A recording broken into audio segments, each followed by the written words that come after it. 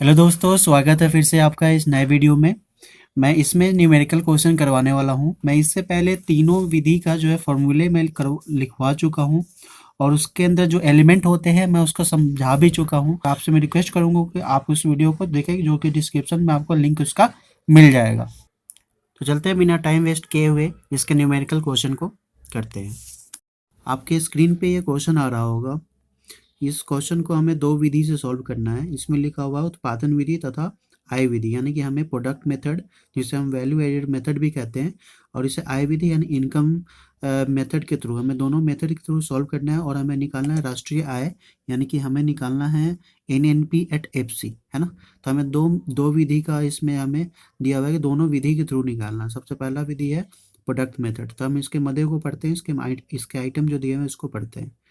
इसमें पहला है मध्यवर्ती उपभोग, मिल जाएगा। इसमें मध्यवर्ती उपभोग का जैसे तीन क्षेत्र में दिया हुआ है, प्राथमिक क्षेत्र, द्वितीय क्षेत्र और तृतीय क्षेत्र। तो क्या करेंगे, तीनों को इंक्लूड कर देंगे, यानी कि जो अर्थव्यवस्था के जो तीन क्षेत्र होते हैं उन तीनों क्षेत्रों को इंक्लूड करके हम उसको एक साथ लेंगे, है ना। जैसे दिया हुआ है प्राथमिक क्षेत्र में है 1000, फिर 800, फिर 600, तो इसको हम टोटल इंक्लूड कर लेंगे तो कितना आ जाएगा 2400। ठीक है। तो अगला है उत्पादन का मूल्य। इसमें भी तीनों क्षेत्रों को अलग से दिया हुआ है, तो इन तीनों क्षेत्रों को एक साथ हम इंक्लूड कर लेंगे। फिर है तीसरा है किराया तथा रॉयल्टी। इसमें ऐसे करके के टोटल 11 मद हैं। तो चलिए हम इसको सॉल्व करते हैं। सबसे पहले हम सॉल्व करेंगे इसको उत्पादन विधि से। उत्पादन विधि से निकलता है GDP एट एम, जिसे हम कहते हैं GBA एट MP। क्या चाहिए हमें, प्रोडक्शन वैल्यू चाहिए और दूसरा चाहिए मध्यवर्ती उपभोग, यानी कि वो इसमें से और इसको माइनस कर देने पे अपना निकल जाएगा GDP एट MP। हमें लास्ट में हमें निकालना है NNP एट FC, है ना। सबसे पहले तो इसको निकालते हैं, देखते हैं क्वेश्चन में उत्पादन मूल्य कितना दिया हुआ है। आप देखिए पॉइंट नंबर 2, उत्पादन का मूल्य तीनों क्षेत्र का अलग अलग दिया हुआ है, इसको इंक्लूड कर लेंगे। पहला दिया हुआ है 2000, फिर 1800, फिर 1400, है ना। अगर इनको प्लस किया जाए कितना आ जाएगा 5200। अब हम देखते हैं मध्यवर्ती उपभोग ये कितना दिया हुआ है। तो मध्यवर्ती उपभोग, जिसे हम कहते हैं इंटरमीडिएट गुड्स कंजम्पशन, ये दिया हुआ है अपना पॉइंट नंबर 1। हम देख सकते हैं पहला है 1000, फिर 800, फिर 600। अब हमने इसको यहाँ पे लिख लिया 1000, 800 और 600। हम इनको अगर प्लस करके फिर माइनस किया जाए, यानी कि आ जाएगा 5200, फिर ये आएगा 2400, इसको माइनस करने पे आ जाएगा 2800। ठीक है। तो ये अपना निकल के आ गया अपना GDP एट MP, है ना। तो ये उत्पादन मूल्य के थ्रू, उत्पादन विधि के थ्रू, उत्पादन विधि के थ्रू निकल के आया है अपना GDP एट MP। अब इसको हमें कन्वर्ट करना है NNP एट FC में। तो GDP G को हमें कन्वर्ट करना पड़ेगा N में, ग्रॉस को नेट में कन्वर्ट करना है, फिर D को N में, डोमेस्टिक को नेशनल में। तो ग्रॉस को नेट में ले जाने के लिए क्या करना पड़ता है, ग्रॉस से नेट ले जाने के लिए आपको करना पड़ता है माइनस डेप्रिसिएशन। फिर है ये डोमेस्टिक से नेशनल, डोमेस्टिक से नेशनल ले जाने के लिए क्या करना पड़ता है, NFIA को प्लस करना पड़ता है।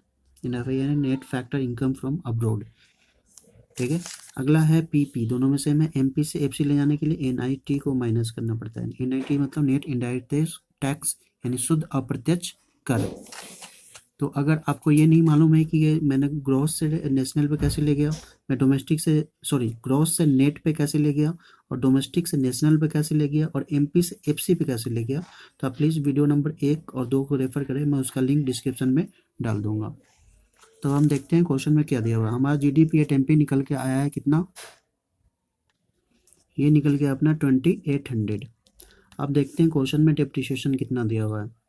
तो क्वेश्चन में डेप्रिसिएशन आपको दिखेगा, सबसे लास्ट में आ जाइए आप, पॉइंट नंबर 10, जिसमें लिखा हुआ है स्थिर पूंजी का उपभोग।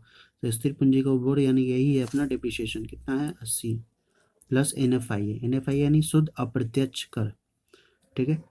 शुद्ध नहीं, NFIA यानी शुद्ध शेष विश्व से प्राप्त शुद्ध कारक आय, यानी net factor income from abroad. तो ये दिया हुआ है अपना पॉइंट नंबर 8 दिया हुआ है, कितना है 40। अब देखते हैं NIT यानी शुद्ध अप्रत्यक्ष कर, यह है पॉइंट नंबर अपना 11, शुद्ध अप्रत्यक्ष सबसे लास्ट में, यह है 20। अब इसको अगर आप कैलकुलेट करें तो ये आएगा अपना 2740, है ना। ये आ गया अपना NNP@FC, जो कि है अपना राष्ट्रीय आय। इसी को क्या कहते हैं? राष्ट्रीय आय। अब हम इसी क्वेश्चन को, जो आपको अभी स्क्रीन पे शो कर रहा है, इसी क्वेश्चन को हमने निकाला है पहले, अभी उत्पाद विधि से यानी प्रोडक्ट मेथड के थ्रू हमने निकाला है। अब इसी क्वेश्चन को हम निकालेंगे हम आय विधि के थ्रू यानी इनकम मेथड के थ्रू, और दोनों का आंसर जो NNP@FC है यानी कि राष्ट्रीय आय है, दोनों का सेम आएगा। ठीक है, 2740 दोनों का आएगा, लेकिन दोनों को निकालने का मेथड अलग होगा। ठीक है, तरीका अलग होगा दोनों का निकालने का। चलिए अब दूसरा क्वेश्चन सॉल्व करते हैं दूसरे तरीके से। तो ये है अपना आय विधि। आय विधि के थ्रू सबसे पहले अपना जो निकलता है वो निकलता है NDP@FC। ठीक है, उसमें निकलता था GDP@MP, यहाँ निकलता है NDP@FC। ये कैसे निकलता है? इसमें आपको 3 चीज़ें प्लस करनी पड़ती है: compensation of employ, operating surplus और मिक्स्ड इनकम, यानी कर्मचारियों के पारिश्रमिक, प्रचालन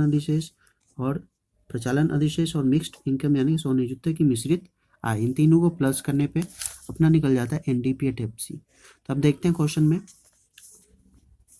में अगर देखने पे आप, और हाँ एक बात और ध्यान रखिएगा, ये जो कर्मचारियों का पारिश्रमिक है ये कभी कभी डायरेक्ट दिया होता है, कभी कभी इनडायरेक्टली दिया होता है, क्योंकि कर्मचारियों का पारिश्रमिक क्या होता है, वेतन भी इंक्लूड होता है उसके अंदर, क्षतिपूर्ति भी इंक्लूड होता है, और भी बहुत सारे हैं इनके, इसके जो कॉम्पोनेंट एलिमेंट है बहुत सारे हैं।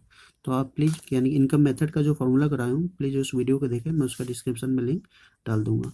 तो कर्मचारियों का जो पारिश्रमिक है उसकी भी सैलरी मेंशन नहीं है, लेकिन आपको क्षतिपूर्ति, कर्मचारियों का क्षतिपूर्ति जो है वो दिखेगा आपको। कौन से ये है अपना 4th पॉइंट है, कर्मचारियों की क्षतिपूर्ति कितना दिया हुआ है? 800, है ना।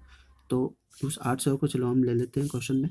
तो ये है 800 क्षतिपूर्ति, 800 ये दिया हुआ है। अब अगला है, नहीं वेतन दिया ना कुछ दिया हुआ है, तो NDP@FC क्या हो गया? कर्मचारियों का ये ले लिया हमने, कर्मचारियों के पारिश्रमिक को ले लिया सबसे पहले, 800 ले लिया हमने, 800। फिर दूसरा है अपना पॉइंट ऑपरेटिंग सरप्लस। अब ये कहाँ पे देखते हैं क्वेश्चन में? आप क्वेश्चन में अगर देखेंगे तो आपको पॉइंट नंबर 7 दिखेगा, पॉइंट नंबर 7 प्रचालन अधिशेष, यानी यही अपना कितना 600 है, तो 600 हम ले लेते हैं। ठीक है, हमने 600 यहाँ पे लिख लिया। अब है अगला है मिक्स्ड इनकम, अगला है मिक्स्ड इनकम यानी स्वनियोजितों की मिश्रित आय। ये है पॉइंट 6 है, पॉइंट नंबर 6 ये है 1300, इसको इंक्लूड कर लेते हैं। 1300 को हमने प्लस कर लिया तो ये तीनों आ गए, यानी कि NDP@FC निकल गया अपना कितना? 800 + 600 + 1300 यानी 2700। तो अगर हमें निकालना क्या लास्ट में? हमें निकालना है NNP@FC यानी राष्ट्रीय आय निकालना है। तो हम हमारा निकला क्या? NDP@FC। तो अब इसको कन्वर्ट करना है NNP@FC में, इसको कन्वर्ट करते हैं। नेट से नेट जाएंगे, कोई दिक्कत नहीं, कुछ नहीं करना। और डोमेस्टिक से नेशनल जाना है तो क्या करना पड़ेगा? NFIA को प्लस करना पड़ेगा। यहाँ पे P और P दोनों में सेम है, या FC दोनों में सेम है, कुछ नहीं करना, बस NFIA को प्लस करना है। तो NDP@FC कितना हो गया हमारा? है 2700, इसको हम 2700 को लिख लेते हैं, प्लस NFIA कितना है अपना? NFIA मतलब विदेशों से प्राप्त शुद्ध कारक है। इसको क्वेश्चन में देखते हैं, हमने इसको उसमें भी इंक्लूड किया था, क्या बोलते हैं, अपने उत्पादन विधि में, इसमें भी इंक्लूड करना पड़ेगा। तो देखते हैं कौन सा पॉइंट नंबर शेष विश्व से प्राप्त कारक आया, पॉइंट नंबर 8 कितना है? वैल्यू है अपना 40, इस 40 को इंक्लूड कर लेते हैं। तो इसको प्लस करने के बाद आया अपना टोटल 2740। तो यही अपना निकल गया राष्ट्रीय आय यानी कि नेशनल इनकम, किसके थ्रू? इनकम मेथड के थ्रू। ठीक है, तो ये अपना क्वेश्चन था पूरा, और इसको हमने दोनों विधि के थ्रू हमने इसको सॉल्व कर लिया है। तो अभी और भी मैं वीडियो अपलोड करूँगा जिसमें मैं बहुत सारे क्वेश्चन करवाने वाला हूँ। तो आप प्लीज़ इस चैनल को सब्सक्राइब कर ले, और इस वीडियो को अगर अच्छा लगा हो तो आप लोग इसको लाइक भी करें। Thank you, bye.